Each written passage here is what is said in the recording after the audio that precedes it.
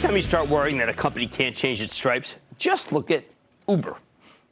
When this thing came public last spring, management seemed unconcerned with profitability. Their game plan was to keep losing money in order to take market share. But fast-growing companies with no earnings swiftly fell out of favor on the Wall Street fashion show, and Uber stock spent the summer getting hammered. That's when management did something remarkable. They changed course.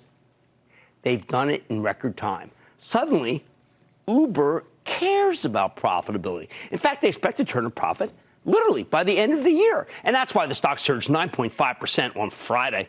What a move. I went positive on Uber in late November, okay? Why? Well, it was still back at 29. 40, I think it's got more room to run. But let me tell you why I turned positive. Because the company sure made it easy on me. First, the turn has been in the works for a while now. In last week's fantastic results, we learned that the turn is working even better than we expected.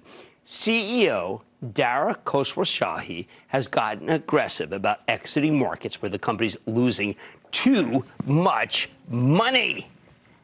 That's what we learned. In December, he put Uber Eats' India business up for sale. I wish he'd sell the whole darn thing because online delivery is a tough industry. Last month, we learned that he'd sold it to Zomato, one of the largest food apps in India. This is structured a lot like Uber's past deals, where they sell their far-flung operations in exchange for a stake in the combined entity. When they sold their Chinese business to Didi Chuxin in 2016, they got a 20% stake in Didi, which is China's ride-sharing kingpin. When they sold their Southeast Asian business to Grab in 2018, they got a 27.5% stake. Basically, Uber keeps dropping money, losing businesses, and exchanging them for ownership stakes in market leaders. And by the way, leaders that they have a hand in creating because they move out of the market. When you take a step back and look at all these moves as a whole, Uber's suddenly but also steadily become a more domestically focused business with a portfolio of international holdings that feels a lot like some others that we like. Well, one that we like, IAC Interactive, or SoftBank, which we don't like now, but did like at one time. In the long run, I think these overseas bets could be huge winners, like when Yahoo took a small stake in Alibaba. And then remember how that ended up? Wow. More importantly, though, in the short term, they're paring back expensive money losers to focus on profitability.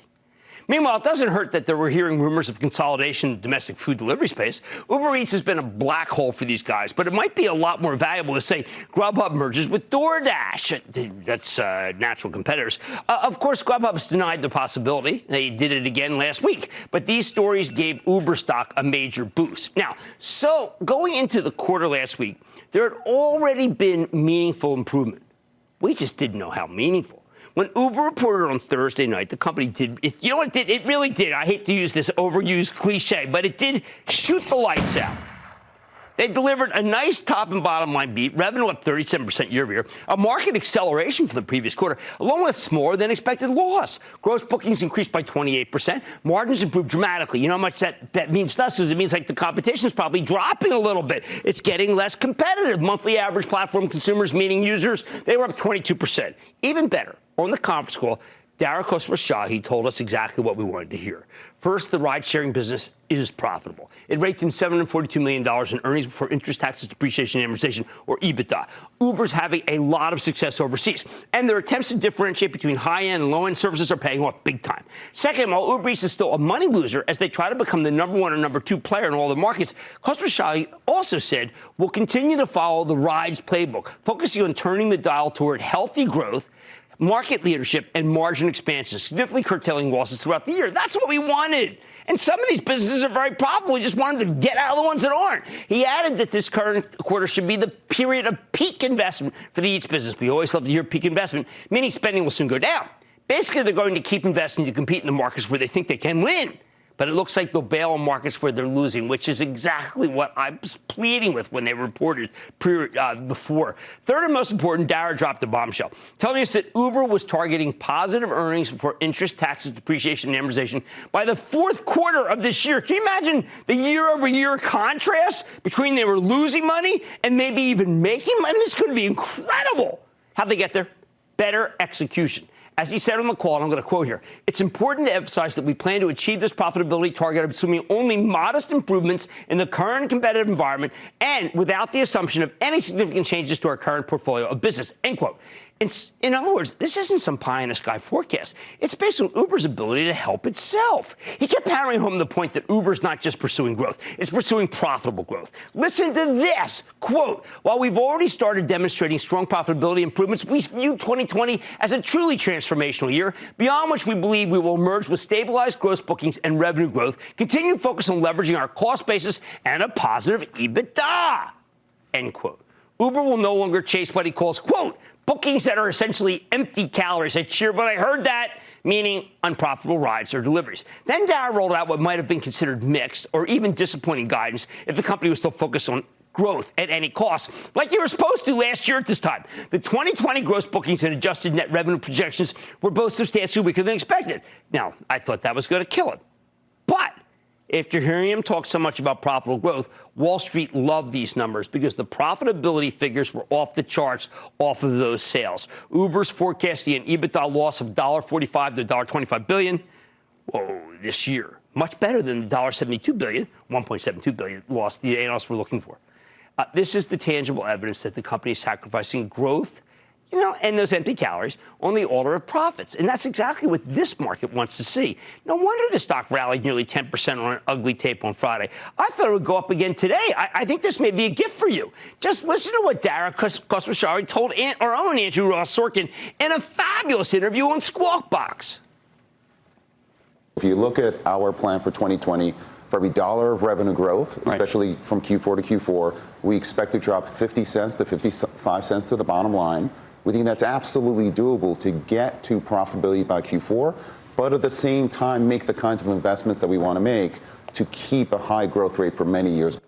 That's incredibly reassuring from, frankly, someone who is completely bankable, whom I respect a great deal. Of course, Uber's not perfect. They're in a constant war against local regulators who tend to favor the interests of local cab companies. We got Tony West, general counsel, in there fighting for you in those cases, though, and he's terrific. They didn't say much about Uber Freight, which I wanted to. That's their effort to rationalize the trucking industry. I think it's working. And I'm still worried about the delivery space where you have companies like Postmates and DoorDash that don't care if they lose money because they have deep-pocketed venture capital backers who operate off the same revenue growth at all cost playbook that is so out of style. Witness Casper breaking 10 today. But at $40, this one is worth it.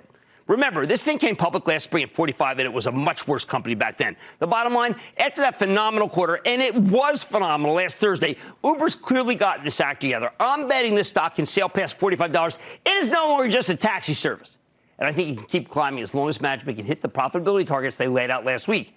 And I believe in their ability to make the numbers because in Dara, we trust. Roy in California. Roy.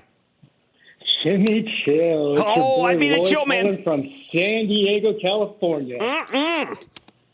What's up? Booyah to you. I want to wish you a happy birthday. Thank you. And it's also my mom's birthday too, so I got to call right after. Oh, well, that's nice. Happy birthday to her. Thank you. Appreciate that. And it's intern Carl's birthday. It's Stephanie Link's birthday. This is a real great day. So it's Bob Iger's birthday. Okay. Damn, all the real ones were born today. All right. So today, I wanted to ask you, one of my favorite secular trends to invest in is the proliferation of disruptive software and technology companies. Some of my biggest winners have been with companies like Shopify and Alteryx. Oh, my God, are those good companies? Yeah, okay. We're obviously seeing the growth of e-commerce. We've also got the Internet of Things. We've got the 5G rollout, the growth of fintech. All these different sectors are pretty hot right now, right? Right. So with that being said, I feel like the importance of cybersecurity really should be at the top of every CEO's mind today, not only to protect their own company's data, but also their customers. Okay. And I know that cybersecurity is a pretty competitive space. Yes, right? it is, and we also have China out there making it demanding that we have it. Witness the Equifax. So how can I help? Exactly. So we'd love to get your perspective today about CrowdStrike. Best of breed. CrowdStrike is best of breed. CRWD, I say buy it. I think it's terrific. I really like it. That's a good one. Speaking of good ones, I like the stock of Uber. And let's not forget, Uber's gotten its act together. There is a big block, according to Bloomberg, that's out there of about 6 billion shares. Might be a great opportunity, okay? Now, I think it will hit its targets. And therefore, the stock can keep climbing through its $45 price where it came public. Much more mad money, including how an announcement from Georgetown The university has colored my view of fossil fuels. Then Bernie Sanders could be China's worst economic nightmare, although no one's thinking about that. I am. I'll explain. And Oil Calls rapid fire tonight's edition of the Lightning Round. So stay with Cramer. Don't miss a second of Mad Money. Follow @Jim Cramer on Twitter. Have a question? Tweet Cramer. #MadTweets. Send Jim an email to madmoney@cnbc.com or give us a call at 1-800-743-CNBC. Miss something? Head to madmoney.cnbc.com.